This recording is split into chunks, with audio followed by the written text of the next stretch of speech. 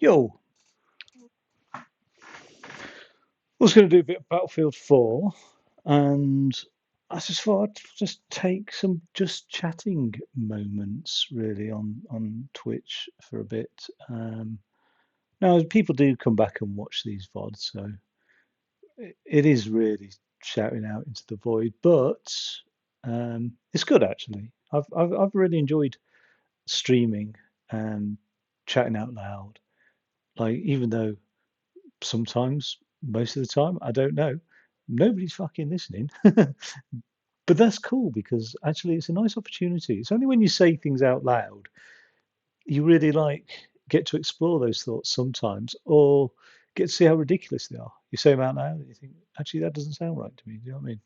Um, yeah, I was going to take a look at some of the stuff on sale, and I think really, I do have some opinions on what goes on in Xbox, and I think, you know, I've only been like a proper gamer, like a regular gamer, for like 2 or 3 years with this more recent Xbox ecosystem, if you like, having had a 360, etc.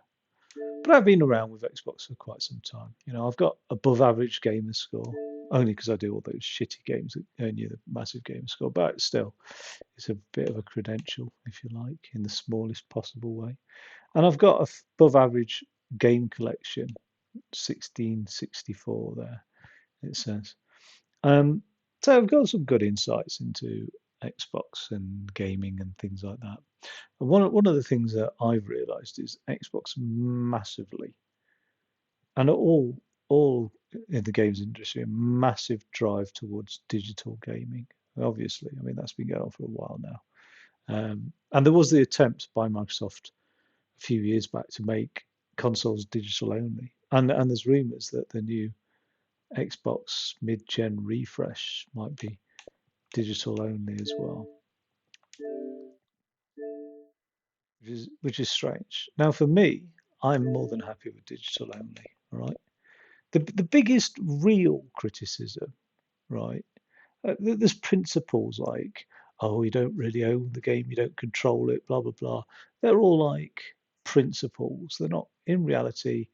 In effect, pragmatically, do they make a difference to me? No. Do you know what I mean? Like, I'm still playing and enjoying the game. I'm consuming media. All right. The only real criticism I can come across about digital only titles, okay, is that is like you might lose the title, okay, for one of two reasons. One is that something changes, so the title gets withdrawn, licensing, etc. Okay, EA used to have two great titles called Battlefield Bad Company 1 and 2. Well, they still do have those titles, but they're no longer on the store. Now, this will play havoc with my green screen because they're green boxes. But I've been out, and every time I see these titles, I buy a shed load of them, right? I'm fucking hoarding them, all right? Because they're great. I'm either going to have them increase in value or fucking give them away to people, right? So I've got Battlefield Bad Company. I think I've got like 10 cases so far, right? So I've got the Battlefield Bad Company ones and Battlefield Bad Company 2. Am I banking on these going up in value? Not really. All right. I'm not a trader in that sense. Um, but they're great games. They disappeared off the game store, uh, which is a shame. I don't know why. Like, I don't think a publisher has a finite number of games they're allowed to list on the catalogue, and presumably a publisher like EA has a lot of gravitas and sway with Xbox. If they go, fuck off, Xbox will bend over backwards to keep them on board. Xbox would die if it didn't have a publisher like EA on its ecosystem. Do you know what I mean? So I don't know why they got rid of it. It's got to be something licensing wise, because I'm sure people were still buying these or what. Or is the cost of having this title list? I don't know. I don't get it. So that is one real example of a digital game where they could just remove it from the store. Or the other thing is, like, say, take what's happened recently, like the Nintendo stores have come off and stuff. The Xbox 360 store is coming off. Now, the companies that run these stores say, oh, well, any titles you've bought, you can still download. That's not going to go on indefinitely, is it? Do you know what I mean? Like, so you then, like on the Wii U, I'm in a situation now where I've had to get really geeky with fucking modding the Wii U to be able to back it up onto hard drives because I don't know when the store is going to be around. So I've got maybe 2 terabytes worth of games now, like two 1 terabyte drives backing each other up, and the Wii U ROM, and oh, it's messy. Like, if you weren't geeky, you probably wouldn't give a two hoots about this anyway. So it's a non-problem for you. But also, you know, you won't be able to solve the non-problem anyway, right? So digital is can be a problem for two real reasons, and that's licensing or just removal of individual titles, or just the overall store shutting down. There are other sort of real problems with digital in this digital drive, and it definitely is a digital drive. When you go into a game shop, right, supermarket that sells games or whatever, and you buy a video game and you open up said video game, and all you find is a bloody code in the box to download the game, you know there is a drive towards digital games, okay? But even when there's a physical game, I bought a FIFA a year ago or whatever, stuck it in the Xbox. Like I'm doing the frisbee motion because I just sat here and frisbeed it into the Xbox, right? But I'm so skilled it actually like went into the Xbox. It was brilliant, right? It was epic. And that FIFA game downloaded fucking 90% of it off the internet. Like it, so even that, even when you do get a physical game, it's still a digital game, right? So here's the third problem with digital games, right? That people around about my age tend to rant on about. The third issue is if I die live on stream, okay, then fuck me, will the numbers skyrocket, all right? Especially if it's like a prolonged death, do you know what I mean? And just like, it's just going on and on and on, right? The fucking chat would be flooded with all sorts of hate. But anyway, right, if I died, all those games are on my account, of which, like I said, owned games 1,174. Okay, and it's not just that. This account's connected to my Microsoft account that I've used professionally over the years. So I've got shed loads of software on. Like this, this isn't even the biggest slice of the financial value of my Microsoft account, the video games, do you know what I mean? But all these digital products, right? If my next of kin said, hey, up Microsoft, he's popped his clogs, right? And this would be like next day, right? Like fucking vultures, right? In there next day saying, he's popped his clogs, I want his games library, okay?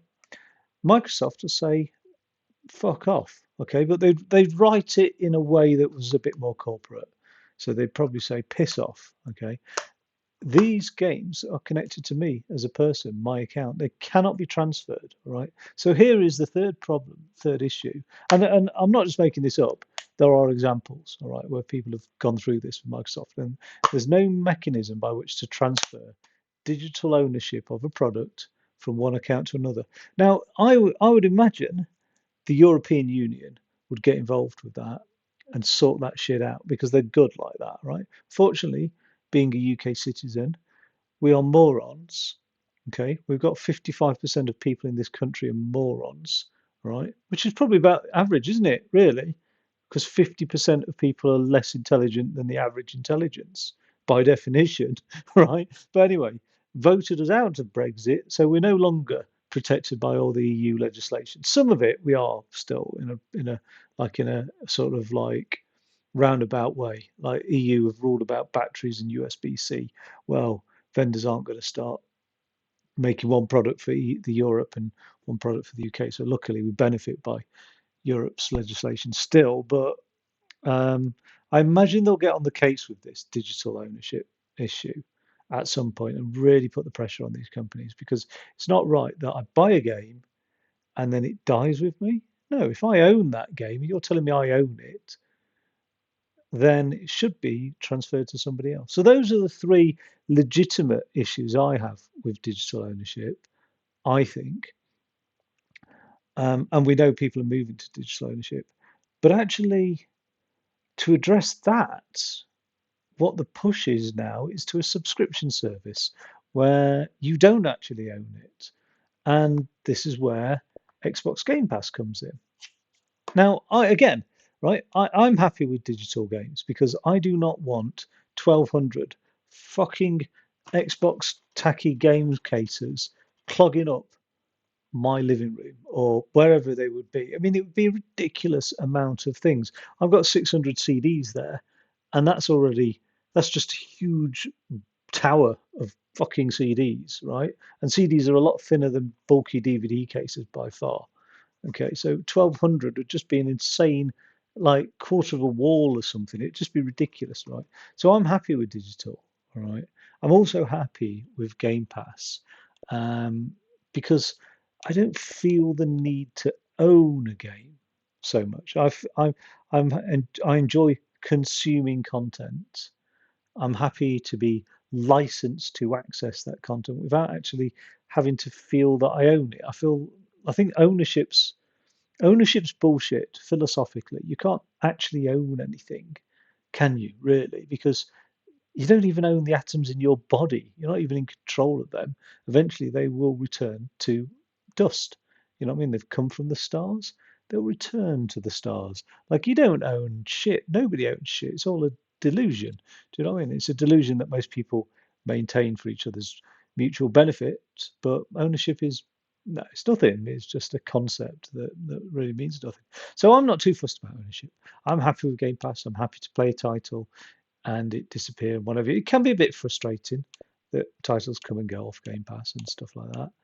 But yeah, and the other thing about Game Pass I'm happy with is it gives me the opportunity to explore a load of different genre games that I wouldn't have explored. And you know what I mean? If I was stuck in my ways, I'd just be on fucking Call of Duty, to be honest with you, like 8 years ago. All right, that's pretty much what I played, and it was dull.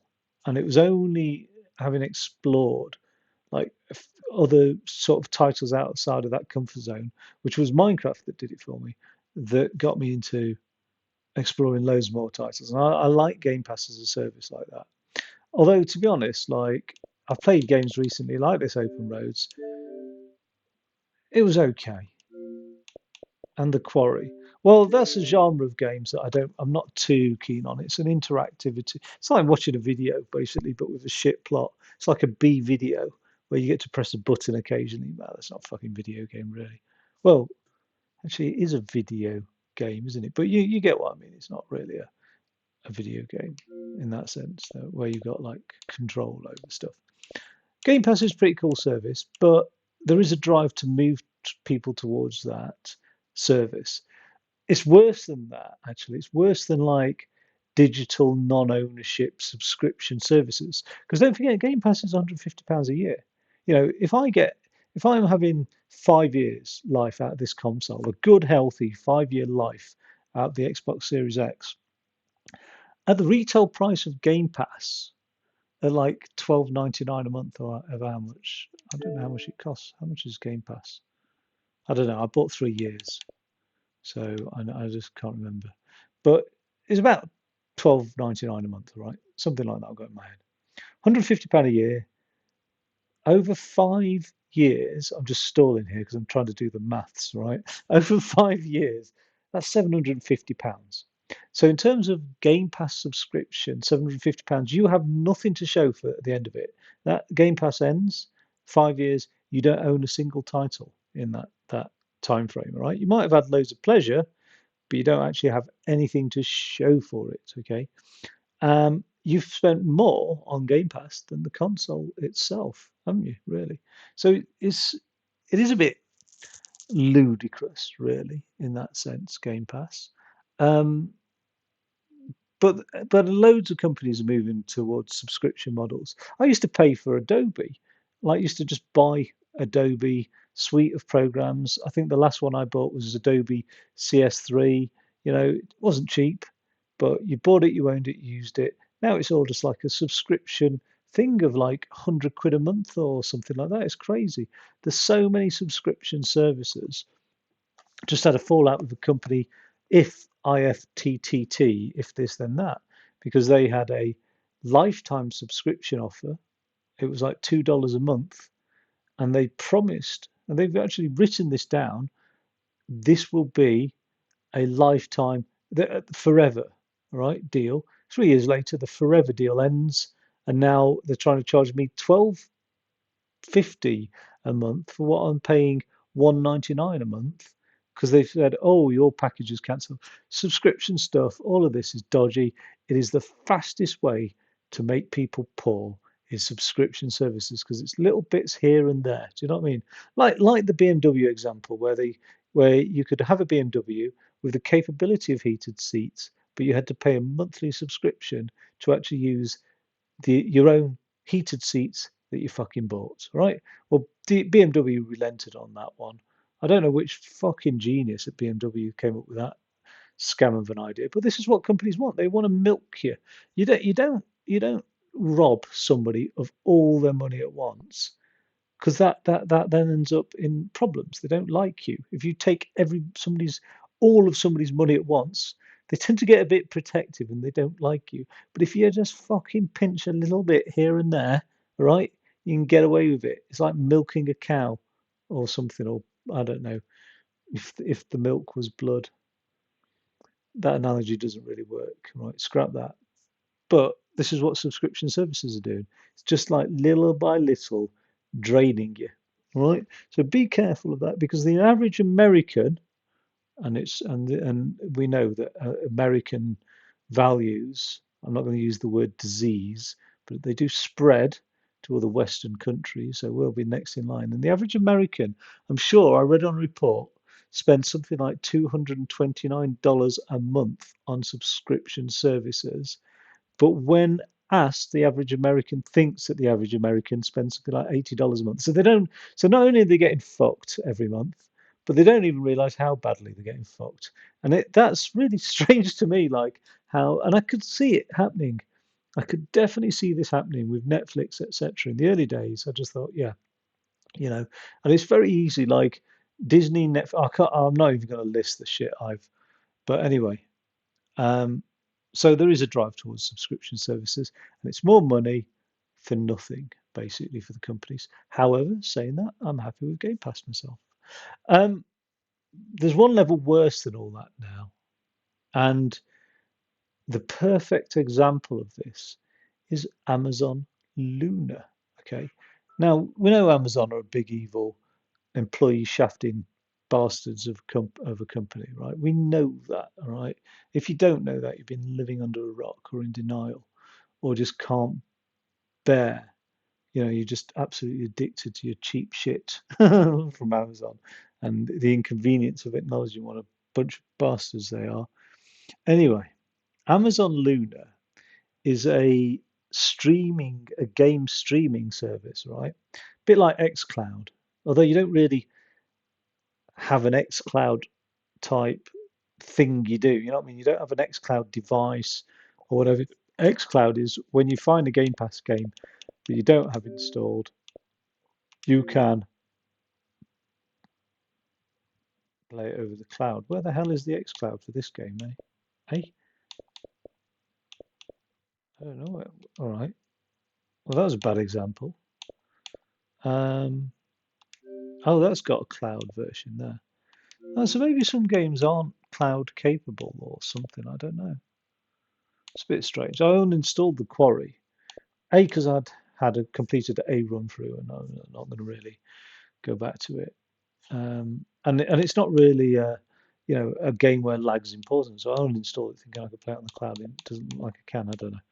So not all Game Pass titles are cloud enabled. I apologise, but xCloud is a cloud gaming service where you physically stream the game to you. So you don't actually have the game code come down installed on hardware and run the game code.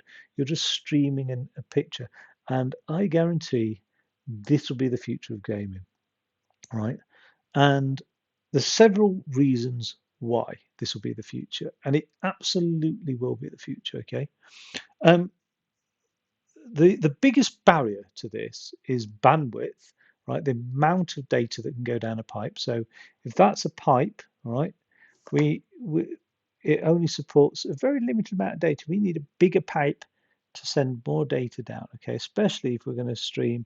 It's a love heart pipe now, especially if we're going to stream 4K like games, right? And just need more bandwidth. So that's one issue, but that's getting addressed. You know, people are getting fiber into the household, the actual fiber cable running into the home, right? So that's not going to be an issue soon. Um, the other issue is lag, right? And that is a real issue actually, because we we are physically distant enough away from servers to actually speed of light is the limitation. Do you know what I mean? We can't help but have so many milliseconds of lag. It is virtually impossible to get transcontinental UK US traffic with less than 23 milliseconds. All right. So there's always going to be a lag there. But more and more so, that becomes less and less an obstacle. Like there's things like as hardware and internet routing improves, etc., that's less of an obstacle. Co-located servers, so you have servers in Europe as well as America and stuff like that. That then reduces the lag. And the other thing is some predictive algorithms that predict where your inputs go in. So sort of gaming on your behalf, you could argue. So lag's not going to be an issue. So once those two obstacles are overcome, what are the benefits for the companies of having games that you don't physically download and install, but you just stream like you would Netflix and then send your controller inputs back over there? Okay, piracy, right? Piracy is still a huge issue in the games industry. It doesn't take much to go. I mean, it's a bit different. Like I'm gaming on the Xbox console. You know, I ain't doing piracy because nobody's modded the Xbox console. If I flicked this over to the Wii U, you might be a little less certain about that because people have broken the Wii U, people have broken the Nintendo Switch, people have broken the jailbroken, I should say, the PlayStation 3. Don't know about the PS4. I'm not sure. Maybe it's mod chipped. Maybe the Xbox Series is getting mod chipped, as can get mod chipped. I don't know. But piracy for PC is a massive issue, and it doesn't take much to like go on the internet, type stuff, and then come across all sorts of explicit image. No, sorry, type stuff. Go on the internet, type stuff, and find pirated games everywhere. All right. So it's a big issue. But if you're just streaming the moving pictures, people can't pirate that. So that's a good thing, right? That's good for publishers and developers, right? It reduces piracy. So that's a really nice, legit use case as well. But the other thing it does is it will do completely away with any notions of ownership or rental or anything like that, because many people think of Game Pass like a rental service. You're not even renting the game. You're just accessing the game. It it has to be a subscription based model. So it's going to definitely be subscription based. It will only be digital. There'll be nothing physical to handle. So it'll be a huge shift in paradigm and one that's really positive for the platform providers. The other thing it will do, because it will be positive for people, but just not in like this principal way of, oh, do I actually own the game? The other thing it will do is it will reduce the barrier of entry into gaming. So at the moment, to get into current gen Xbox gaming, right? I wouldn't. I don't know. I mean, the Series S is a very good console, but it is a gateway console, if you like. Don't get me wrong.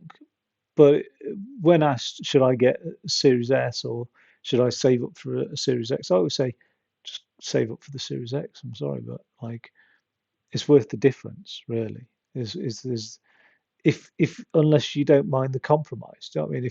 If my 70-year-old parents said, which one should I get? I'd say get the series because it's smaller, it fits in your lap, blah blah blah. Do you know what I mean?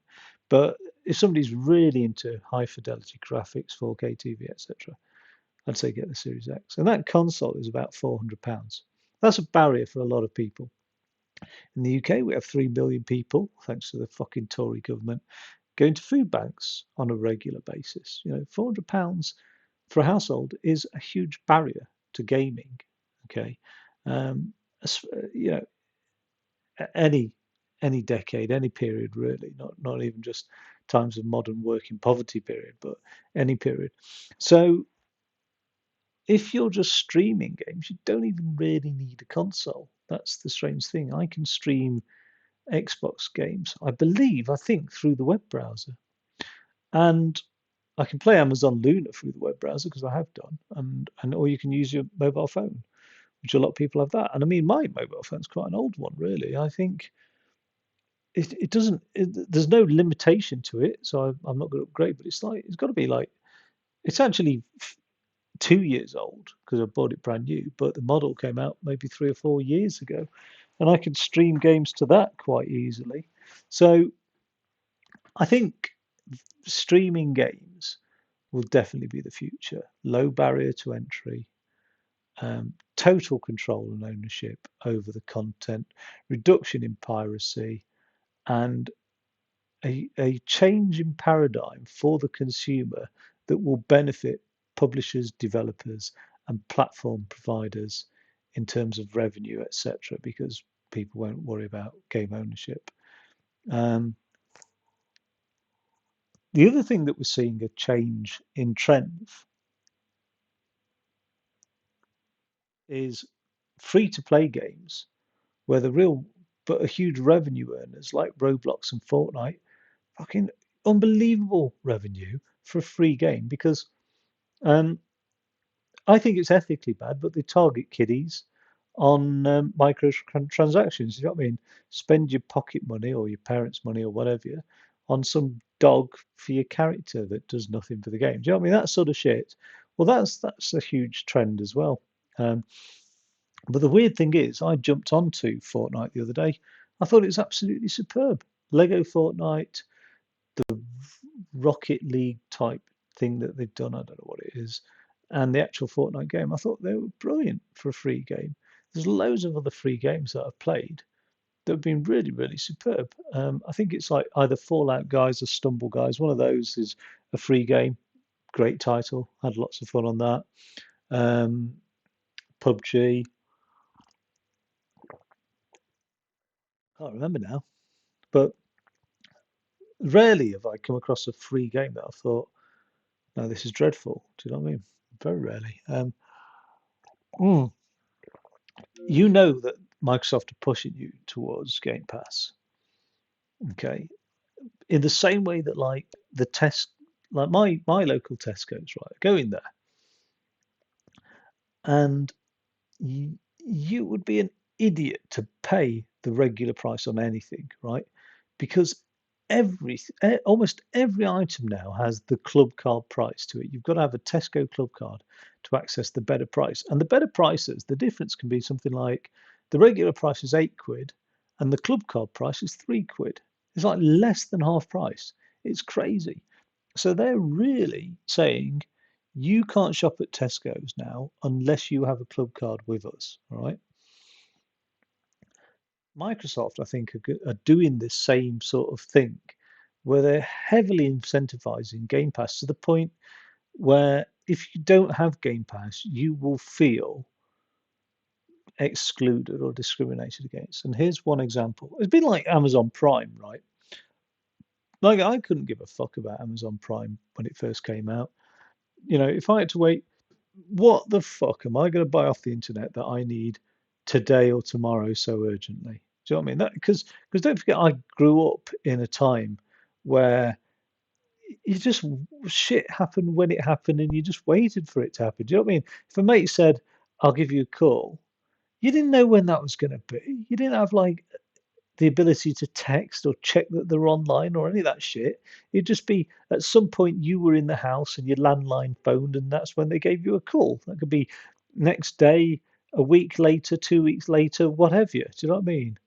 Well, never in the case of Matthew, but it could be, you know what I mean? And I think somehow the paradigm shifted now and people's expectations have changed. But really, what do you need to buy off Amazon that has to be there the next day? Fuck all. So Prime, to me, was like, no, it's just not worth paying for. But slowly but surely, Amazon started dumping things into the Prime stuff. Like, so you do get more for Prime, and they've increased the price, but you got Luna Music if you really wanted to rely on Amazon's shitty music service. Prime Video, which some people rave about. I've never really seen much on there that made me think, wow. But Amazon Prime, if you don't have it, you do feel excluded now because sometimes they have deals and offers that are only accessible by Prime customers, and that's a bit frustrating. Well, Tesco, Amazon, Microsoft are now falling into the fold. They're doing that with Game Pass. So look at this. And on the front screen, there's not many things there. There's games I've recently played. And the one disc I've got in the drive still, Stuntman Ignition. But the next section, the next row, taking up the same amount of space, is basically the store. Well, that's not really an advertisement, that's a gateway into buying the products, but 3 adverts, one of which is Game Pass. Look at this. This is an advertising dashboard, really, isn't it? What does Game Pass have to say here? It annoys me that it promotes Game Pass to me, even though I've got like 2 years remaining on the thing.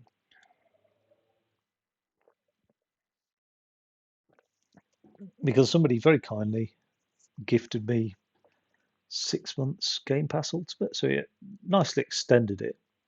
Great games for new gamers, most popular recently added. Play on PCs, phones, and things like that from the cloud, right? Um, that's extending the scope of Game Pass. You need Game Pass, obviously, to play multiplayer and all those sorts of things. There's a lot of things you can't do without Game Pass. But one of the things that has surprised me is Xbox have got, right, I'm going to call it the Easter sale, right?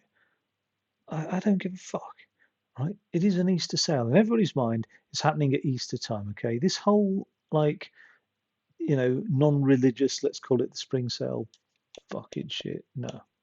Right?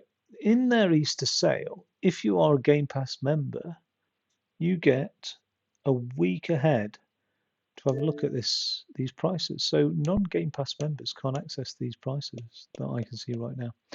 Um, and I think that's a bit disgusting, really. Like to be frank about that.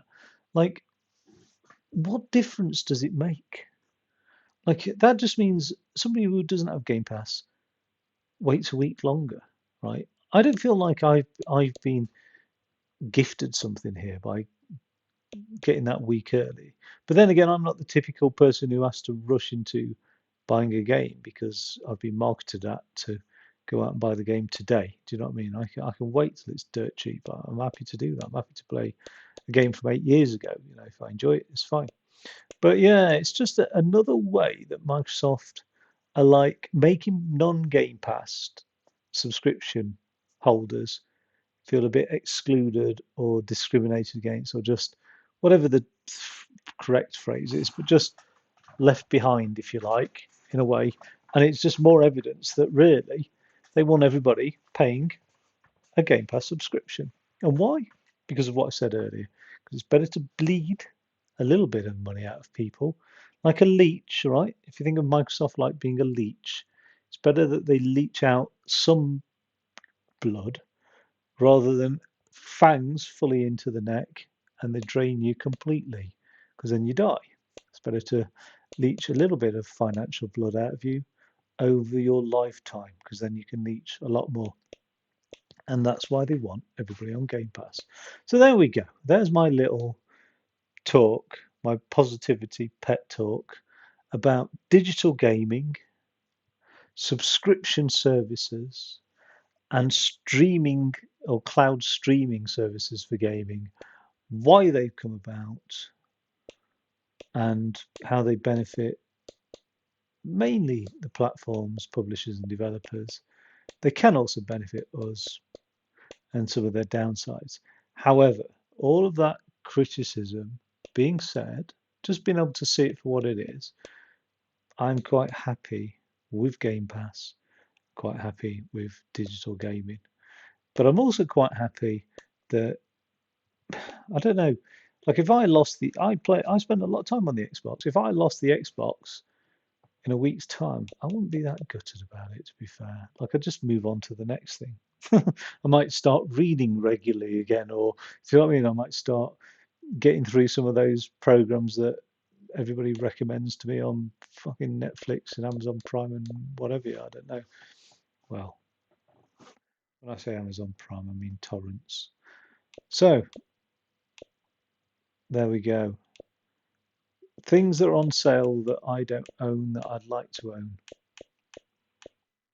and I'm thinking about it. Well, I've got a wish list of stuff.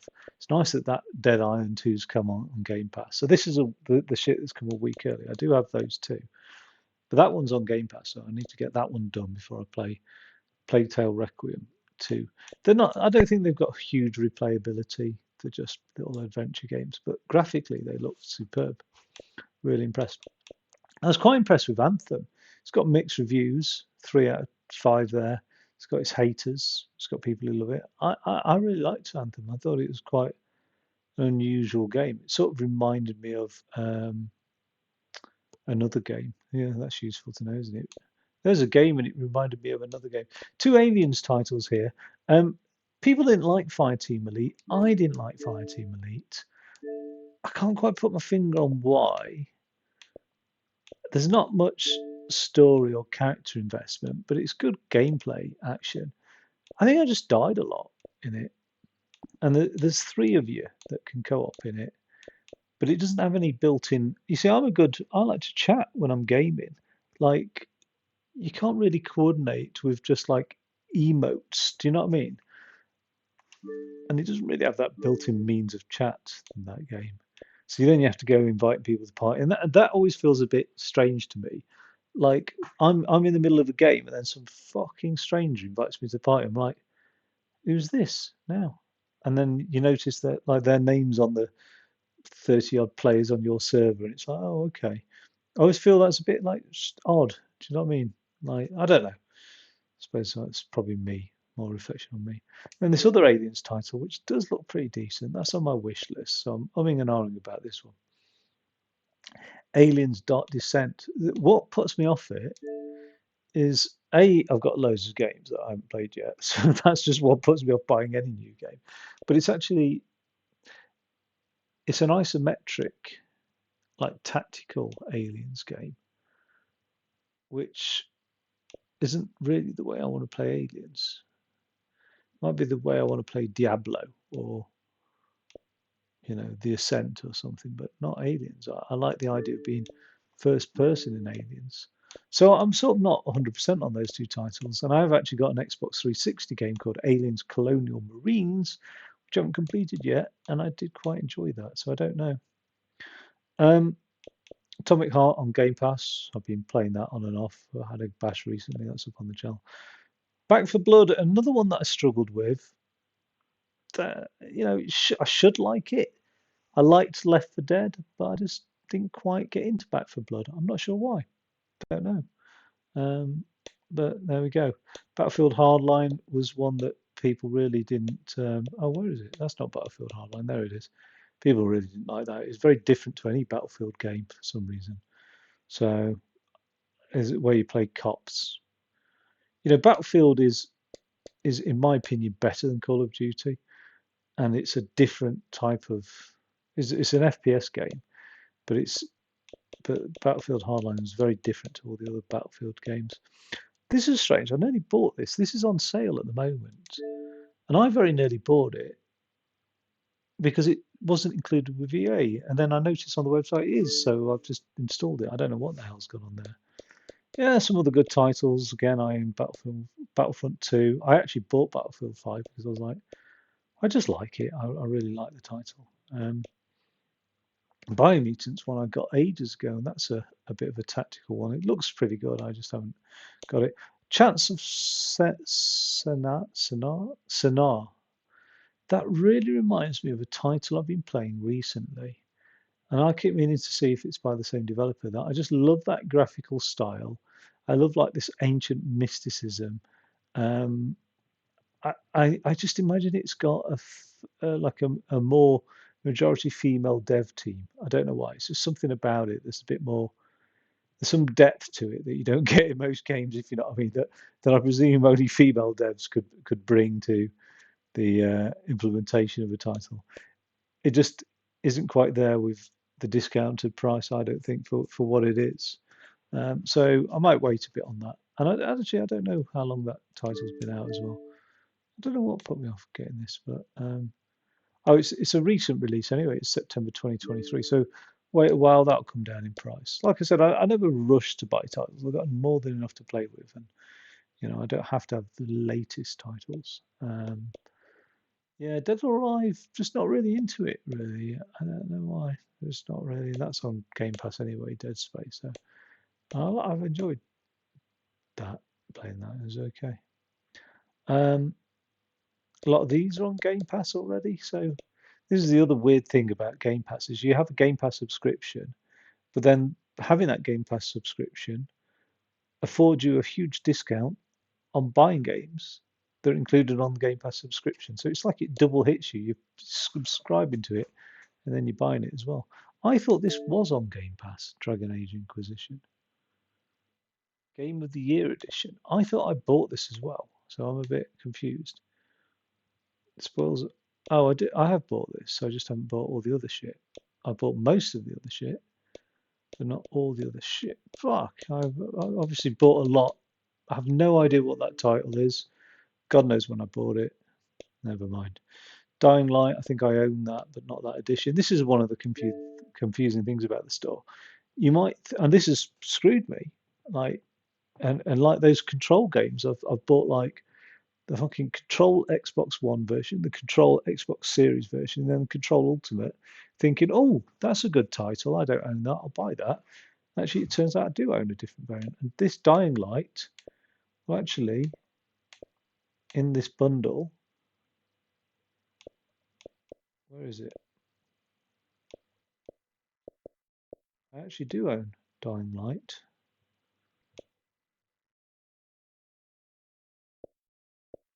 Okay, maybe not. Oh, I don't know. I thought I did. Whoa, there's a lot in that bundle, isn't there? Bloody hell.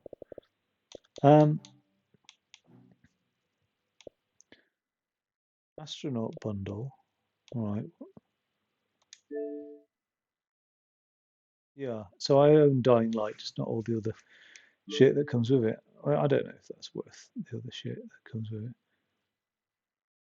Containing all 4 DLCs and over 22 skin bundles. Right, skins. Just one of the biggest rip-offs in the industry. That was a beautiful drop onto Game Pass, Evil West. I was umming and ahhing about getting it because it is a bit of a rail shooter in a way. Like, let's be honest, sort of a beat 'em up slash rail shooter. I don't know. But it was very stylized, so I was like umming and ahhing about it, and it was quite pricey when I was umming and ahhing about it. I mean, it was 50 quid. So I was like, oh, when it next comes on sale, and then it's just dropped on Game Pass. I'm like, absolutely brilliant. Because again, I don't think there's going to be a huge, for me anyway, amount of replayability with that title. I don't know what that is. Gigantosaurus. Generation Zero, one of the most underrated titles on Xbox. Superb title. Still haven't completed it yet. Turns out I didn't know this. I did not know this, right? And it's a bit of a damn shame. But I own the Xbox One edition of Grand Theft Auto 5, right? Because I was like, well, a mate who had an Xbox One, I had an Xbox 360 at the time, right? And there was like some cross-gen playability with some games between the Xbox One and the Xbox 360, and we thought, hey, Grand Theft Auto, we can have a bash. And we were at uni together, and we couldn't, basically. Long story short. So anyway, when I got myself an Xbox Series, I was like, oh, well, I can play against him. And it worked. It's fine. Like, I accidentally bought the Xbox One edition, not the Xbox Series edition, if you like. and so I could play it. But now I can't play against people with an Xbox Series edition of Grand Theft Auto. So even on the same console, these two are not compatible. But I didn't want to get the Series edition in retrospect, even though I accidentally bought this one, if you like, because it just clogs up space on your internal hard drive. So I'm so glad I've got the Xbox One, but it's just a bit annoying that the lack of interoperability. Now this is a good title. I absolutely fucking adored playing through this, but I think again it's not on my wish list for some weird reason. I don't know why. But again, I think I'm going to wait because I've only just played through it all recently, and I'm going to wait for that price to come down from 24 quid. Even though it's set at 60 quid at the moment, I still think that's pricey for quite an old game. You know what I mean? Like the first Hitman game was 2016, so I think that's pricey. I bought Hogwarts Legacy last year, and I still haven't got around to playing it because it's such a mammoth game. I just don't think I'm like ever feeling prepared to like get into the mammoth game because I don't think it's going to be a game that you just most games are an hour here and there. I think Hogwarts gonna have to fucking knuckle down to it, aren't I? And it's like, well, that means none of the other games on there. I Am Fish is one that I've completed, so I'm probably not going to buy, but I did love this game. It was a very, very enjoyable game. Um, and again, not something that I would have. It sort of broadened my scope of what of genres of games because it is a puzzle game. Now I play a lot of puzzle games, but this just extended it that little bit more because I was like, it just looked so childish and silly, but it was a fantastic little puzzle game. Really well done. Really enjoyed it. Some bits were really fucking frustrating, but on the whole, I really enjoyed it. Those bits there where you're a flying fish, they were absolutely superb. Yeah, it was a really decent title. I really, really enjoyed that. In fact, you know what? I might actually buy that again. I said I won't, but I'll put that on the wish list anyway. Just it's there. That's a really nice thing about the wish list, the Xbox wish list feature. If you're umming and ahhing about a game, stick it on the wish list, and you just get notifications when it's under. Jojo Siwa's Worldwide Party is probably one of the best games I've ever played in my life. This game is incredible. I am talking absolute shit. Of course, this just looks dreadful, doesn't it? That is just the opposite of me. Happy and bright colours. Fuck that. No, thank you. No, makes me feel nauseous, actually. God. Oh, dear. Right. No, thank you. The only thing worse than that would be K-pop, right? I'm sorry if anybody likes K-pop, okay? I'm not sorry for like insulting K-pop in front of people who like K-pop. I'm saying sorry if you like K-pop. I feel bad for you. You know what I mean? Like sorry if you've got a terminal disease. I feel bad for you. Sorry for whatever events in your life have got you to enjoy K-pop. One of my mates about 3 years ago, when we were on a course together, we hung out together. Just I lose contact with people. I'm just terrible, right? Unless you're like within like a 200-meter physical vicinity of me. I just can't be bothered. Right? I'm just not built for like maintaining contact and shit like that. I'm quite happy keeping myself entertained. All right. So it's terrible. But he was a good guy, but he was massively into J-pop and K-pop. And I was just like, I could never fucking understand why. It was weird to me. It was really odd. Really, really odd. I mean, he was a young lad though. He was like 24, maybe something like that. Um, very intelligent, very wise beyond his years.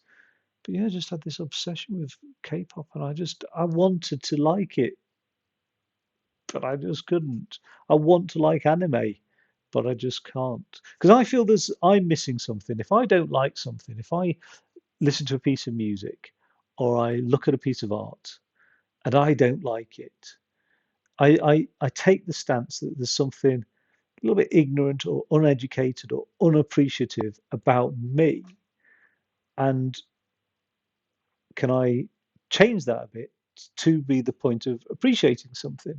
And it's the same with food. The first time you try most items of food, coffee, beer, all the vices really, but like oysters, do you know what I mean? Seafood, most people go, ooh, don't like it. But there's the best food. Caviar is fucking incredible. But I don't know many people who would have tried caviar the first. Well, actually, I mean, I loved it the first time I tried it. But you know what I mean? There's a lot of things in life that you've got to take the stance that if you don't like it, maybe it's worth putting a little bit of effort in because it might be one of the best things. You know what I mean? And that's how I feel about K-pop and all that stuff. Middle Earth Shadow War. Oh, this is one of those complicated ones that I own it on Game. No, I have it on Game Pass. Own the physical disc. Metro stuff. There's 3 titles in that series, and they're all great games. Well, I've only really played the first one, so I can't speak for the others. But yeah, good games to own. Enjoyable, nice and cheap as well. I can't see what the price is there. What happens if I go into it? £3.74. £2.39. Great games to buy. You really don't need to buy the latest games to have fun on a console. Mudrunner, I've been enjoying that actually. £4.99. It's the latest sort of game by Spin Tires or whatever they're called. What are these developers? Saber Interactive? I don't know. Is SnowRunner, and they've recently got that fixed on Xbox. Tried to have a bash of Peppa Pig, like genuinely played Peppa Pig the other day. Fucking awful. It's an absolutely terrible game. Unless you're a child, maybe. Maybe that's the market for it. What else have we got on here that I can talk about? Overcooked, great games. Really enjoyed that. I don't think you'd play it. I think single player, not that fantastic, but multiplayer, brilliant games. Really good fun co-op games as well. And the sort of game that I saved. Wait, what's Overcooked All You Can Eat? Is that a bundle? No, it's just a separate game, isn't it? Great titles. What's this one then? Overcooked 2. How much is that? £4.99 with Game Pass. That's a good title. I think I've got that one in Game Pass, but where is the regular Overcooked? Oh, and the regular Overcooked. Yeah, really good fun. Sort of best playing those after a hefty gaming session on something intense. Then when you want cool down, jump onto Overcooked for a bit of co-op. That's what we used to do with like Stumble Guys. I mean, 8 hours of DayZ, half an hour of Stumble Guys, just to chill out. Really, I enjoy Pile Up. That's a bit of a. I imagine that's cheap. £4.12 pence. I really like this game. There's no, not really like it, but it was surprisingly good.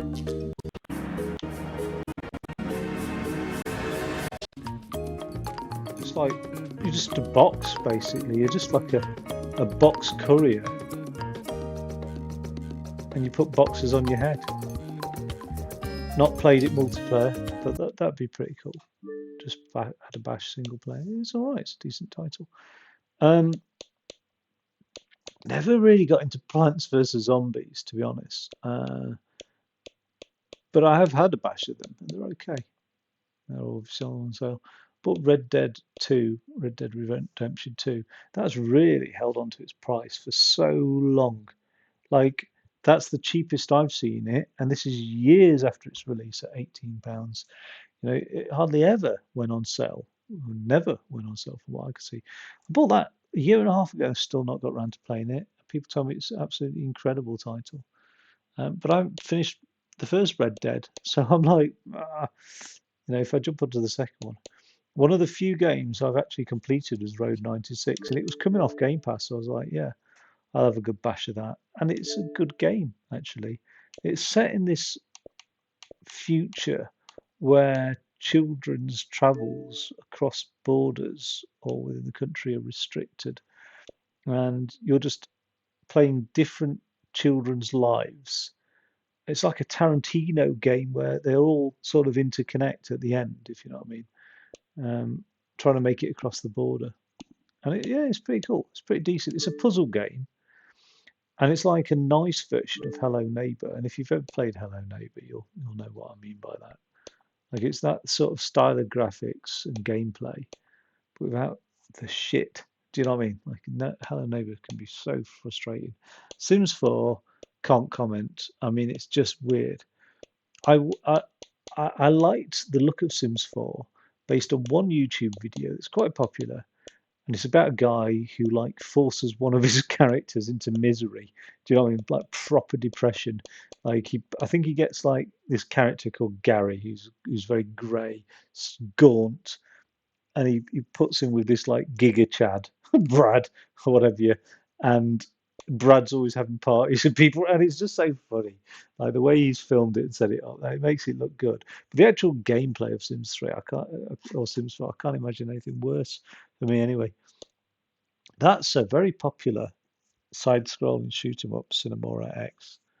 Yeah, not got round to it yet, but I think I own the 360 version, so I'm going to do the 360 version with get all that done by myself, and then I'll wait to play this couch co-op. That's a decent title, Skydrift Infinity. Um, Plane flying game. There's not many sort of plane racing 3D flying games around on Xbox. You know what I mean? Like there's fast-paced games like sort of Redout and stuff like that, but this is actually genuine. You know, it's arcadey, but it's pretty cool. There's SnowRunner on 50% that I was talking about.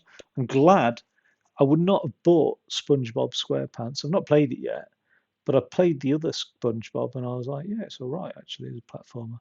So I'm glad this is on Game Pass because I'll play it on Game Pass. I just wouldn't have purchased it. Do you know what I mean? All good games and Star Wars stuff. You know, if you like that. I'm not too keen on the like running around as a Jedi. I much prefer flying in the cockpit of Star Wars squadrons, things like that. Oh, God. Oh, if you're into Elder Scrolls, you're into Elder Scrolls. You know, you don't need me to say about it. There's a game that The Surge and The Surge 2 that I own on disc, and it's just still not got around to playing yet. I need to have a look. Whoa, there's loads of things. Trepang 2, I've just got on PC actually. I got it on Amazon Luna, and it's pretty decent. I streamed it on the channel because it's like free for a month on Luna. And then I was just like, you know what? I've really enjoyed playing on the PC with this title, and it's fast paced. So I really enjoyed with the mouse, aiming with the mouse and stuff. And it's actually made me think maybe every FPS game I get now, I should get on the PC instead of the Xbox. I don't know. I enjoy.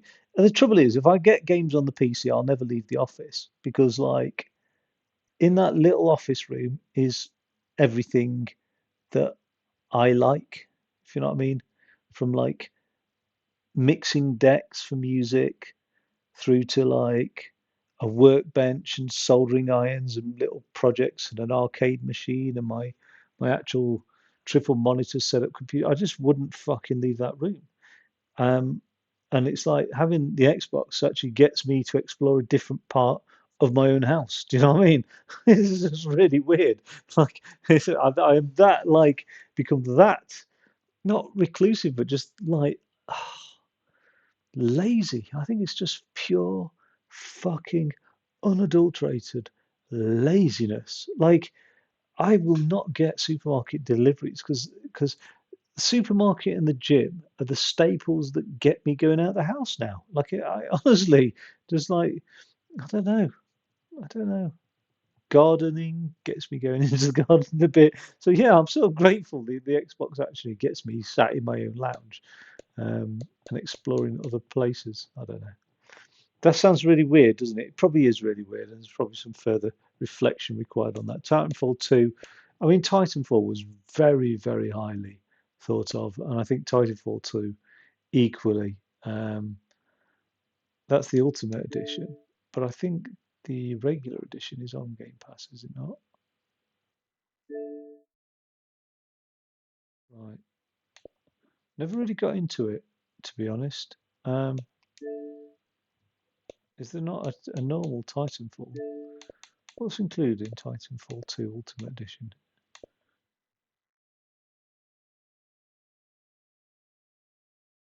Oh, well, I've obviously got Titanfall 2. Is that okay? That's included with EA Play. So that's weird. Titanfall 2 Ultimate Edition is £3.74.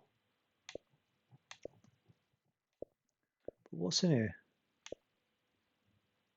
That's the official club. In this bundle. Oh, there it is. £7.19.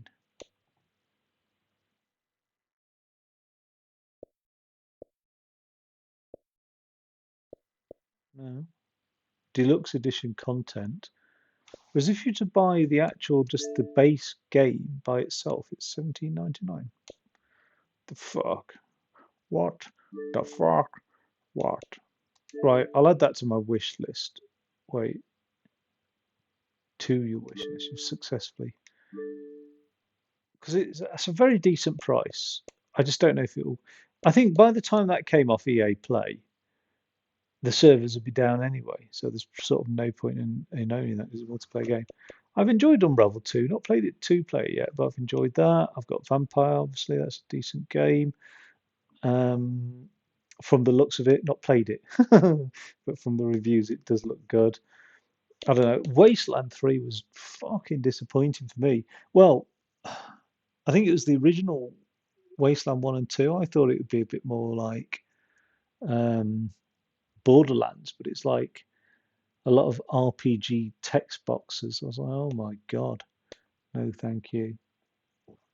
I've got enough rally games to last me a lifetime, so I just don't think I'm going to get involved in too many rally games. I've still not completed Dirt 2 Rally and WRC 10, so I'm not going to do that. I was Weapons of Mass Destruction. I can't remember. One of the Worms games is absolutely dire, and one of them's okay, but then none of them are as good as I remember them being back in the day, type thing. So I don't know. I mean, that's a general thing for gaming, maybe. No, not really. All games nowadays are absolutely blindingly superb. Most of them. Like people saying, "Oh, the games industry's going downhill." I think games nowadays are absolutely incredible. Like I'm really, really happy with games. I don't know what the huge complaints are. There are a lot of people that are ranting about games being crap nowadays, and I'm just like, I don't get it. I think most games are like I buy a lot of games. I on PC. I think I own 3,000 games, maybe, like from across the Nintendo Wii U, Xbox 360, Xbox Series, Xbox One, not PlayStation, and then PC games. So Nintendo, Xbox, and PC games probably own 3,000 titles, right? So I know what the fuck I'm talking about when it comes to gaming. Like I do know my video games. For me, anyway, in my opinion and my tastes. And gaming has never been as good as it is nowadays. It's absolutely superb. And I lived in the retro gaming era of the 1980s. Like I lived, all right, late 80s was when I became a little bit self-aware. Do you know what I mean? Like some sort of AI. Do you know what I mean? I was on autopilot for the first like 7 or 8 years of my life, obviously. First 9 years, maybe. I don't know. Sometimes when you talk to like an 11-year-old, you realize they're totally on autopilot. Do you know what I mean? Like kids, I'm convinced, only start to like not be on autopilot around about the age of 14. But before that, I'm convinced they're completely on autopilot. I don't know what it is, but it's like there's something not quite like I don't know. I don't know how to explain it. But it's just like I don't know. Like anyway. I was thinking about this the other day. Yeah, I wasn't on autopilot maybe at the late 80s, so that's when I started being aware of things. Not like what I did and didn't like, but why I did and didn't like stuff, if you know what I mean. So I lived through that retro gaming period, and it was fucking shite. It was shite back then. It's shite now. Like there's no like getting around it. I was playing games in the 80s, and I never thought, oh, this is absolutely incredible at all. It was just something to do. Do you know what I mean? Like the Batman game where it just like got a cob. I don't know. It went. It just threw it forward, and it went pow. And there was always the pow. You'd hear that sound effect like every 10 microseconds. You'd go pow, pow, pow, like that, and that was the only sound effect. And you know what I mean? And it just and you get shot by something off screen. You couldn't see it. It didn't stand a chance. It was just that was retro gaming. But there was nothing else to fucking do. So you'd play on the retro games. There's no way you look back at that and go, that's absolutely brilliant. People aren't doing that. Old people that look back at retro gaming aren't looking back at retro gaming genuinely saying this is amazing. They're looking back at their own childhood saying I was happy then. Do you know what I mean? The life was full of potential. You know what I mean? It's like before it ground me down into a job I didn't like or something like that. That's all they're doing. That's the rose tinted spectacles of nostalgia. Now, gaming is absolute peak now. Um, there are some disappointing titles. Starfield was a huge fucking disappointment. Huge disappointment. It's an embarrassing disappointment, not just a disappointment. It's absolutely embarrassing as a disappointment for everybody involved, from Bethesda Studios through to Microsoft, through to the PR, everything. It was shockingly crap. I played a game that's like 400 megabytes big that is exactly the same gameplay mechanic as Starfield. I even left the comments in the review for that game to say what amazed me was it was the same game. Look, oh dear, made for heaters, and they just all want to come back up for some reason. I think it was this game, Hard Reset Redux. I actually do think it was this game. No, it wasn't. It wasn't this one. This looks pretty cool. I can't remember playing this actually. Oh, that looks good. Where the hell is it? God damn, I play a lot of games. Is it Evergate? Split? Are these in order now or not in order? No, they're not in order. I can't remember playing some of these. Or I do. Oh, I do have a love for Tricky Towers. Oh, if anybody knows about that title, one of the best titles on Xbox. It's a brilliant little game. Yeah, I played this like 600 megabyte title, and all right, the graphics weren't there, blah blah blah, but it's exactly the same gameplay mechanic as Starfield. Cutscene, planet to planet, you know what I mean? All that sort of stuff, the way you go around, all the quests, everything. And I was like, fraction aside, Starfield was embarrassing. The recent Call of Duty Modern Warfare 3 has had some really tragic reviews. People are getting angry with it. The most recent iteration of the Trials game with a motorbike going up and down the platformer type game, people hate on it. There are examples of bad games, but most of that is just the difference between expectation and what's delivered. If your expectations down here and you've got the same delivery, then you're positively impressed. For that same delivery, if your expectations up here, which is what happened with Starfield, then you're negatively disappointed, if you know what I mean. And so, yeah, there are examples where a few titles have, in recent years, delivered under expectations, but they are a minority of titles. The overwhelming majority of titles are absolutely superb. The gaming industry is one of the few industries that are absolutely boom bloody growing. Biggest, like, massive employment opportunities in the gaming industry. It's great. So I think gaming is brilliant nowadays and really set to get much better. Do you know what I mean? Virtual reality, hardware getting better, etc., etc.